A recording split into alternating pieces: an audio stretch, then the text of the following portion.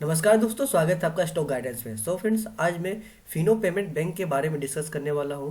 तो 2017 में आरबीआई ने पेमेंट बैंक को लाइसेंस प्रोवाइड किया वर्क करने के लिए, जिसमें आते हैं Fino payment bank, Paytm payment bank और एयरटेल पेमेंट बैंक। जानेंगे इस शेयर से रिलेटेड सारी पॉइंट्स और साथ ही ये जानेंगे कि पेमेंट्स बैंक काम कैसे करती है और ये रेगुलर बैंक से डिफरेंस कैसे है। और हम लोग ये भी बात करेंगे कि हमें इस शेयर में लॉन्ग टर्म के लिए इन्वेस्ट करना चाहिए या नहीं। डिस्कशन में आगे बात करने से पहले वीडियो को पॉज कीजिए और वीडियो को लाइक जरूर कर दीजिए, क्योंकि बहुत से लोग वीडियो देखते हैं लेकिन लाइक करना भूल जाते हैं। तो इसलिए सबसे पहले वीडियो को लाइक कर दें और अगर ये स्टॉक आपके पोर्टफोलियो में है तो कमेंट सेक्शन में जरूर कमेंट करें कि आपने ये लॉन्ग टर्म के लिए बाय किया है या शॉर्ट टर्म के लिए। और अगर मेरे से कोई पॉइंट्स मिस हो जाए और आप कोई पॉइंट्स ऐड करना चाहते हैं तो कमेंट सेक्शन में जरूर कमेंट कर दें, जिससे और लोगों को हेल्प मिल सके और इस तरह से हम छोटे इन्वेस्टर एक दूसरे की हेल्प कर सकते हैं। इस वीडियो के आधार पर आप बाय या सेल नहीं करेंगे, ये वीडियो सिर्फ एजुकेशन पर्पज़ के लिए। तो चलिए वीडियो शुरू करते हैं।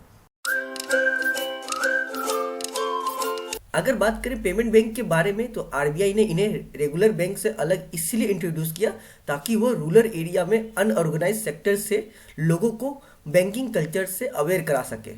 Fino payments bank company profile की बात करें तो फिनो पेमेंट बैंक एक ग्रोइंग फिनटेक कंपनी है जिनका diversified range of financial product and services है जो अपने कस्टमर को ऑफर करते हैं। और इनकी डाइवर्सिफाइड रेंज ऑफ प्रोडक्ट में आते हैं current and saving account, debit card, और ये ओपन बैंकिंग फैसिलिटी यानी कि नियो बैंक फैसिलिटी भी प्रोवाइड कराते हैं। इवन ये अदर बैंक की तरह थर्ड पार्टी प्रोडक्ट्स भी देते हैं, जैसे कि bill payment, insurance, loans etcetera. अगर हम बात करें इनके मेन बिजनेस फोकस की, तो इन्हें पता है इनकी टारगेटेड कस्टमर कौन है। और जैसे कि हम जानते हैं कि अर्बन एरिया में प्राइवेट बैंक और पीसीयू बैंक के पास काफ़ी ज़्यादा मार्केट शेयर है, बट क्योंकि उनके लिए हर रूरल एरिया में अपनी ब्रांच ओपन करना काफ़ी एक्सपेंसिव हो जाता है, तो इसलिए पेमेंट बैंक्स का फोकस है रूरल सेक्टर, जो कि जनरली अनट्रैप्ड रह जाते हैं। अब अगर हम इनके कोर स्ट्रेंथ की बात करें तो इनका कोर स्ट्रेंथ डीटीपी फ्रेमवर्क के ऊपर है, जो कि इनके टारगेटेड कस्टमर को सर्विस देने के लिए बनाया गया है। डीटीपी का मतलब होता है डिस्ट्रीब्यूशन टेक्नोलॉजी पार्टनरशिप। अब आप खुद सोचिए, जब हम कोई ऐसे लोगों को टारगेट कर रहे हैं जिनका लिटरेसी रेट कम है, तो उनके साथ क्या क्या प्रॉब्लम आ सकता है। पहला, सस्टेनेबिलिटी, यानी कि कोई ऐसा प्रोडक्ट आज तक डेवलप नहीं हुआ जो प्रैक्टिकली इस सेगमेंट के लोगों को टारगेट करता हो। दूसरा, स्केलेबिलिटी, अब तक हमारे पास कोई ऐसा इंफ्रास्ट्रक्चर ही नहीं था जो ऐसे रूरल एरिया के लोगों को स्पेशली टारगेट करता हो। तीसरा, कस्टमर इंटरेक्शन, आज के डेट में इंडिया में इतने सारे प्राइवेट बैंक, पीसीयू बैंक हैं, पर उनके पास 1-to-1 रूरल एरिया के लोगों के साथ इंटरेक्शन करने का टाइम नहीं होता है। तो ये तीन प्रॉब्लम को नोटिस करता है फिनो पेमेंट बैंक का डीटीपी फ्रेमवर्क। तो अगर फिनो पेमेंट बैंक का बिजनेस मॉडल की बात करें तो इनका DTP framework means distribution technology partnership, जो कि डिस्ट्रीब्यूशन इन्हें हेल्प करता है इनके B2C नेटवर्क इंक्रीज करने के लिए। टेक्नोलॉजी से ये श्योर करते हैं कि इनके सारे ही डिजिटल ऐप इनके अल्टीमेट कस्टमर तक पहुंच सके, जो कि काफ़ी यूजर फ्रेंडली हो। और पार्टनरशिप से ये अपने बैंक को और अच्छे से इंटीग्रेट करके कस्टमर के लिए यूजर फ्रेंडली बना सके और अपने प्रोडक्ट को डेवलप करने में और फोकस कर सके। इसके अलावा इस कंपनी के रिस्क फैक्टर की बात करें तो पहला, आरबीआई ने पेमेंट बैंक को इंट्रोड्यूस इसलिए किया था क्योंकि वो रूरल एरिया और अनऑर्गेनाइज सेक्टर के लोगों को बैंकिंग अवेयरनेस करा सके। तो आरबीआई ने काफ़ी सारी स्ट्रिक्ट रूल एंड रेगुलेशन लगा के रखी है पेमेंट बैंक के ऊपर, जैसे कि पेमेंट बैंक उनके डिपॉजिटरी से 1 लाख से ज़्यादा ले नहीं सकते हैं और उनके पास जितना भी टोटल डिपॉजिट आ रहा है उस डिपॉजिट का 75% उन्हें गवर्नमेंट सिक्योरिटी में ही इन्वेस्ट करना होगा। बाकी 25% पेमेंट बैंक अपने अकॉर्डिंग इन्वेस्ट कर सकते हैं, जिसके कारण पेमेंट बैंक का काफ़ी प्रॉफिट मार्जिन कम हो जाता है और ये strict rule and regulation her payment bank के ऊपर है। दूसरा, इनका दूसरा रिस्क ये है कि पेमेंट बैंक दोनों साइड से फंसी हुई है। ना तो वो किसी कस्टमर से 1 लाख से ज़्यादा डिपॉजिट ले सकती है और ना ही वो अपना पूरा पैसा बाहर इन्वेस्ट कर सकती है। पर देखा जाए तो इस वजह से कंपनी क्रेडिट रिस्क से भी बची रहती है, बट कम प्रॉफिट मार्जिन की वजह से कोई भी पेमेंट बैंक ज़्यादा प्रॉफिटेबल हो नहीं पाते हैं। तो अब हम लोग बात करेंगे इस कंपनी में लॉन्ग टर्म के लिए इन्वेस्ट करना चाहिए या नहीं। तो जैसा कि हम लोग ने बात किया था, पेमेंट्स बैंक टाइप की कंपनी के ऊपर आरबीआई का काफ़ी ज़्यादा स्ट्रिक्ट रूल्स एंड रेगुलेशन है, तो मुझे नहीं लगता है कि इस टाइप की कंपनी आप लोग को लॉन्ग टर्म में एक बहुत अच्छा या मल्टी बैगर रिटर्न बना के दे पाएगी। पर आगे चल के आरबीआई पेमेंट बैंक के रूल्स एंड रेगुलेशन को कम करती है तो फिर हो सकता है आप लोग को अच्छा रिटर्न मिल जाए। और देखा जाए तो मुझे लगता है पेमेंट्स बैंक में लॉन्ग टर्म इन्वेस्ट करने से ज़्यादा अच्छा होगा कि आप किसी अच्छे बैंक के शेयर में इन्वेस्ट कर दें। So friends, company initial ratio की बात करें तो शुरू करने से पहले मैं आपको एक चीज़ बता दूं कि चूंकि अभी ये कुछ दिन पहले ही ये स्टॉक अभी मार्केट में लिस्ट हुई है, तो आपको यहाँ पे बहुत सारी चीज़ डेटा यहाँ पे ना अभी अभी शो नहीं कर रहा है। तो इसके लिए आप मुझे माफ़ करिएगा, मैं ज़्यादा डिटेल पे यहाँ पे अभी डिस्कस नहीं कर सकूँगा। फिलहाल जो भी है मैं आपको मेन चीज़ इसमें बता देता हूँ जो यहाँ पे शो कर रहा है। तो मार्केट कैप देखें तो 3,718 समथिंग करोड़ का मार्केट कैप है। और वही अगर पीई देखते हैं तो 181.62 है। और इसका सेक्टर पीई देखेंगे तो 26 के आसपास 26 है, इसका सेक्टर पीई 26 है। तो आप देख सकते हो कि यहाँ पे वैल्यूएशन कितना ज़्यादा है, कितना एक्सपेंसिव है। तो आप खुद ही कंपेयर कर लो कि सेक्टर पी 26 और स्टॉक का पी 181 पॉइंट समथिंग है, तो कितना ज़्यादा महंगा मिल रहा है। वही बुक वैल्यू अगर देखें तो 161.78 रुपीज़ है।